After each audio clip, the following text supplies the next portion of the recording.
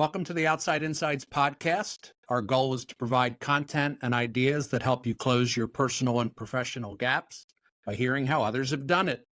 I'm your host, Chris Burkhardt, and today I'm thrilled to have Matt Meyer on the show. Welcome to the show, Matt. Thanks, Chris. It's an honor to be here. Well, thank you for coming on Outside Insights today. For my audience, Matt is running for governor of Delaware, and my goal is for the audience to learn kind of what makes Matt tick, how you think about things, how you close your personal and professional gaps, learn about more of you as a person. I know you'll work in lots of stuff, but I want to give you a chance to share things that way. I'm going to go through a bit of your background. Feel free to add color and weave in some thoughts. Matt's currently a candidate running for governor in Delaware. Is currently chief executive of Delaware's largest county, Newcastle County. Talk a little bit about your current role and what it was like to defeat a heavily favored three-term incumbent, Matt. Well, thanks, Chris. Thanks for doing this, bringing me on, and thanks for the Outside Insights podcast. It's truly an honor.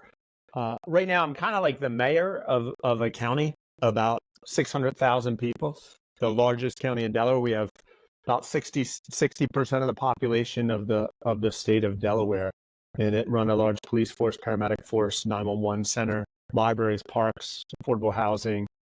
Most importantly, I like to say our sewers, making sure your toilet's flush and the dirty water goes down the drain and you don't have to worry about it anymore. But 10 years ago, I was a 6th and 7th grade math teacher.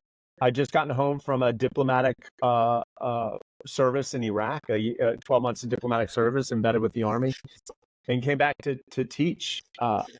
Spent a year teaching 6th and 7th grade math, and thought the state really should and could do better. And so I did something I never really thought I'd do before I ran for office. I joked that I went and told my parents, and my dad's like, "You got no shot?" And my mom's like, "You might not have a shot, but I got your back. We're going to figure this out." You got to love parents. You got to love parents. It's always good to have one honest one and one that'll support you no matter what. Matt, it means you're getting the truth, right? If they both said if they both said we have your back or you're both going to win, I don't know if I'd believe them, right? That's right. No, that's fair. And so we ran a grassroots campaign. I imagine there are people listening today, Chris, who've thought about or considered running for office. I obviously had a successful run of it, but I really encourage people to have the courage to stick your neck out and run. Put your ideas out there. It is amazing to me through this whole process, going through the ringer. I think a lot of times mistruths and half-truths and untruths being said about me. I feel like I'm more idealistic today than when I started running. The system works when you're able to communicate your ideas. I like when there's a competition of ideas. I'll even admit that I've run against people and listened to things they have to say and say, whoa, if I win this thing, I'm actually going to use that, because that's a good idea for our communities. So it's been a tremendous experience for me thus far. It's interesting you said what you said, because somebody just asked me if I was interested in running for a small office. So your words resonated for me in terms of... There's no small office, Chris. I hate to interrupt. Yeah. I on occasion have spoken with Joe Biden, who of course started his career as a county councilman in our Newcastle County Council. And he always says to me, county council is the hardest job in politics. It's harder than being president. You gotta, you gotta go to those zoning meetings. It's like pure, absolute democracy. So whatever the position, school board, what they have, mosquito catcher, I think down in Florida, they're all important. My father's 79, is a bit of a storyteller, but I believe Little Old Placers back in the 70s had a men's basketball league that sponsored that I think Biden and Castle played on. So this town is really funny in that regard. So yeah. I know you won an Emmy. I know your administration has achieved quite a bit. You have a lot to be proud of. Kind of in English, talk about just some of the things that you've achieved that I think the audience would like to hear about. So Chris, at our core, I like to say we don't make promises, we make plans. Okay. And then our job is to turn those plans into real progress. Because I've spent most of my career outside of elective office, I have kind of an outsider's perspective on everything. That most things we do in government don't really matter to most people. And so I feel like my job is to do stuff that's really relevant and matters to people. And so right now, education, housing, Yes. healthcare. It's kind of crazy that in 2024 we've solved so many problems. I can pick up this thing. I can send money all around the world. I can send a message. I can take a video right now and send it. They're saying that news about the earthquake that we had here last week spread faster on Twitter than the earthquake did. Right? It's an incredible time. Yet basic problems of housing, healthcare, education for our population, they seem to be getting worse, not better. So those are the things, whatever the noise is, whatever you're seeing on TV, on CNN, MSNBC, Fox News, what I'm focused on are those core kitchen table issues that I think every American family, Democrat or Republican, is trying to figure out for themselves. And how do we make the system better for them? So that's where we're focused. Sometimes we've had some big hits. Sometimes it's been a little bit off, and we work to redirect. Gotcha. So I think when I looked at your background, and I've heard you speak several times, and you're very gracious one-on-one and with groups, your career reminds me, I'm known as the HR guy, the workforce guy, and I think you represent what careers look like today, transferring skills, doing different things, exploring different things.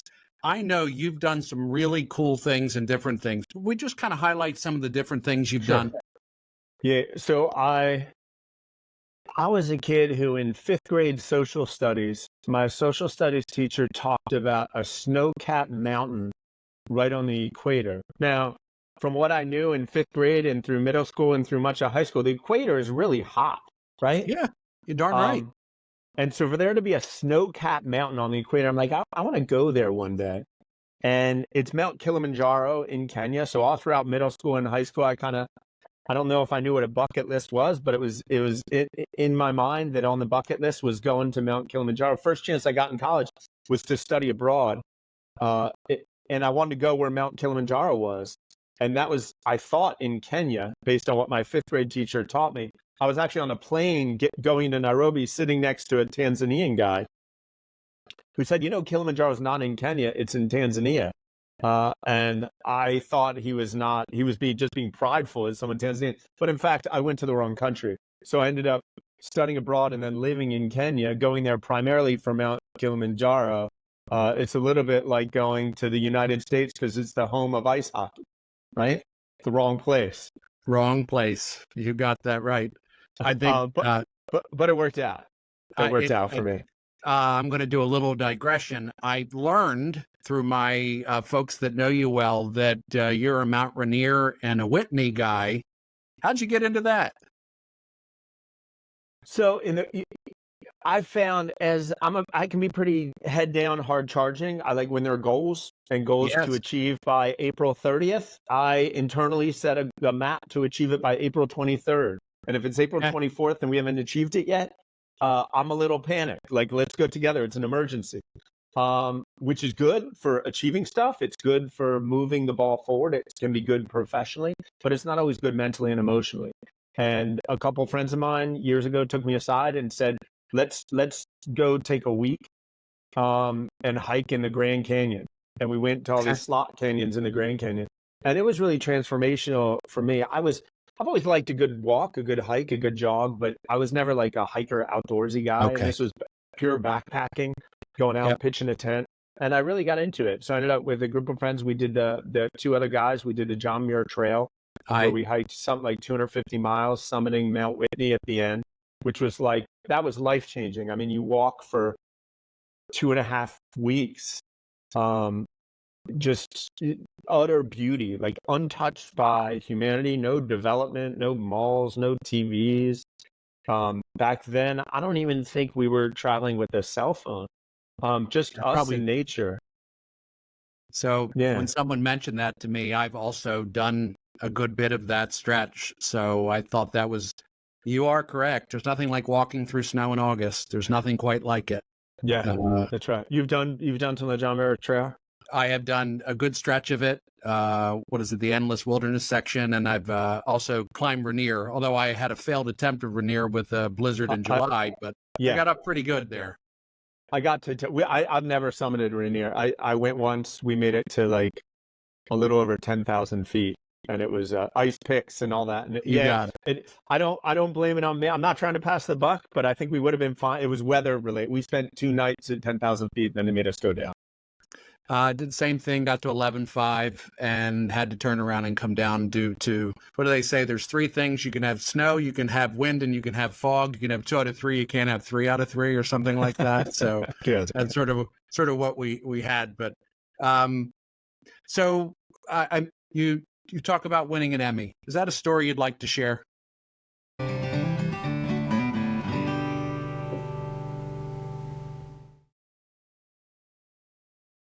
Last year, my dad, Alan Burkhardt, and I released our book, Opposite the Crowd.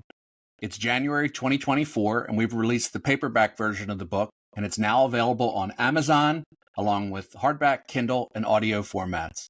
We've adjusted the price to be more accessible for everyone.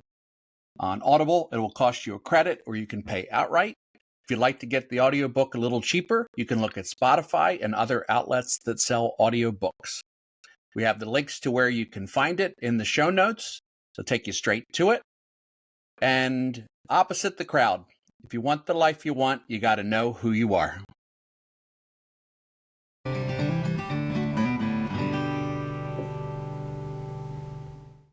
And so we set a series of goals that we call antelopes. Lions can go and eat chipmunks all day, but to tackle an antelope is really hard. It takes a lot of effort. And one of our antelopes was dramatically reducing the homeless population in Delaware. I didn't know, it was a high level goal. I didn't know what we were going to do about it. When COVID happened, I figured we never achieved something like that. But it turned out COVID, which of course was terrible, devastated our community in so many ways, also ended up providing us a lot of federal money. And so we used part of that money to create temporary services to homeless people. We purchased a hotel, converted it into largest comprehensive congregate shelter in state history. It's an 192-room Sheraton that to date has housed over 3,700 Delawareans for at least one night. We moved over 400 families from chronic homelessness to stable, independent housing.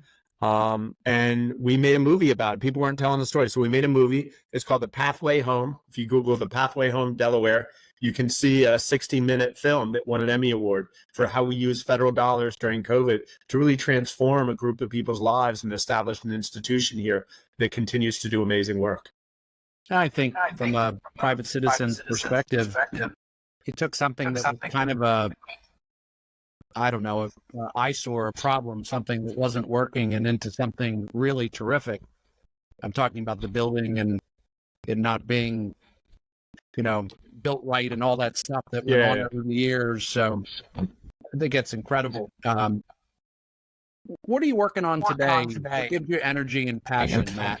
I mean, more and more, I'm focused on being the next governor of Delaware, developing a vision, taking the same vision for putting our heads down and actually getting things done for Delawareans that we've done in our state's largest local government, and doing it at the state level. We're really focused on our education system. By some recent testing measures, it measures up at about the 46th best education system in the country, or the 4th, 5th worst education system in the country statewide. We need to address that. We're also looking at healthcare.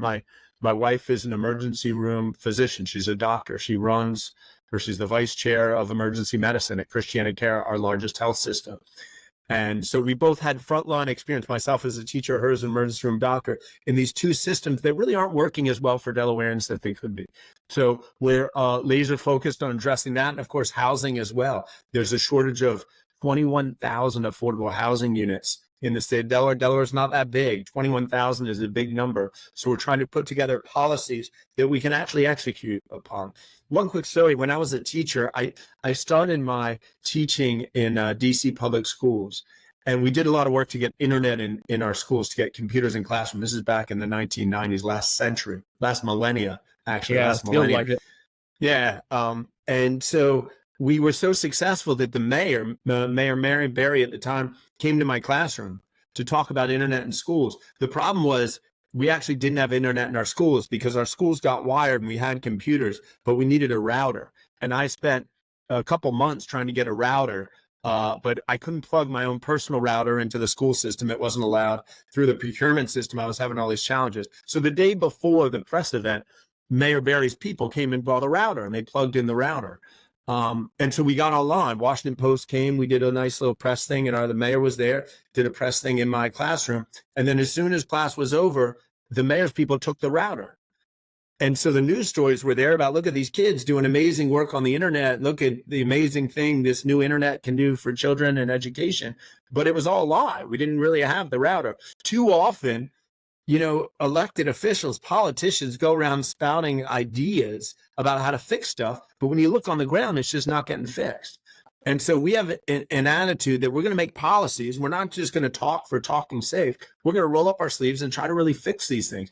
Our healthcare system nationally, I think, is a national embarrassment. If you look at the level of innovation, the level in which this country's advanced, our healthcare system needs to be doing much better. There are too many people being left behind. That's true of our education system in Delaware as well. And that's true in terms of the affordability of basic shelter and housing as a means of climbing up the economic ladder. Matt, I think the story you shared is perfect because the average human, the average citizen might view government that way. The router gets taken back, but the story gets published. And I know personally that that's not who you are. Little bit of time with you, lots to cover. I'm reading that all the hospitals in Delaware lost more money last year than at any time in their history. Thoughts on what we can do to address that, if I'm not putting you on the spot? So, there are a few things. So this is, you got to recognize it's a national problem, right? Yes. That nationally healthcare is broken. I think that a lot of the problem, quite frankly, starts in Washington, where when you sit in Washington and look at our healthcare system, similar to our immigration system, regardless of where you are on the political spectrum, just look at it as an intelligent thinking, critically thinking person. These systems are not designed to be successful and to provide healthcare to all, or to provide sane immigration services to all, and serve our economic needs in 2024. So given that sort of national, the hospitals know are really struggling, but those aren't the only hospitals in the country that are struggling. Hospitals across the country are struggling. I think we got to look at, for me, I'm speaking to you, Chris, this is probably speaking your language, but I think so much comes down to talent. When you have, a close friend of my wife's recently left Christiana Care, and she's at Johns Hopkins, and she's talking about what an amazing environment. It's a hospital, what an amazing environment it is, because they have the right people in the right places. So a lot of what I'm going to think about in terms of our healthcare system is, how do we become the premier place to work for nurses, for doctors? It's in our platform to create a medical school. We're one of 4 states in the United States without a medical school, which means that we're constantly trying to attract talent, out-of-state talent here. It means that our best and brightest, who are growing up in Newcastle, Kent, and Sussex County, they're finishing high school, aspiring to be doctors one day. They might be able to go to college in Delaware and be pre-med, but if they want to finish their medical degree, they actually have to leave. And there's a lot of data that shows many of them will never come back. So we need to make sure, if the talent is here, if we have the highest quality medical talent,